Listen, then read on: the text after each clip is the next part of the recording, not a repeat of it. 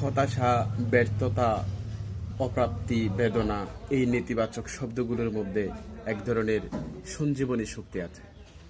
হয়তো প্রত্যেকে এটা বুঝতে পারে না, কারণ পৃথিবীর সকল সফলতার গল্প কিন্তু তৈরি হয় এই নেতিবাচকতার মধ্য দিয়ে।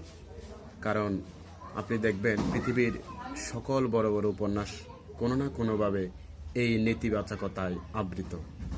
আবার আপনি যদি দেখেন যে পৃথিবীর যে সকল সফল মানুষের সফলতার গল্প তৈরি হয়েছে, তারা কোনো না কোনোভাবে এ সকল নেতিবাচকতার মধ্য দিয়ে এই নেতিবাচকতার সাথে যুদ্ধ করে তবেই সফলতার গল্প তৈরি করেছেন। প্রত্যেক নতুন কিছু সৃষ্টির জন্য এই নেতিবাচক শব্দগুলো এক গুরুত্বপূর্ণ ভূমিকা পালন করে। আসলে এই নেতিবাচক শব্দগুলো হচ্ছে রামায়ণে উল্লেখিত রাম লক্ষ্মণের জীবন দানকারী বিশল্যা করলির মতো।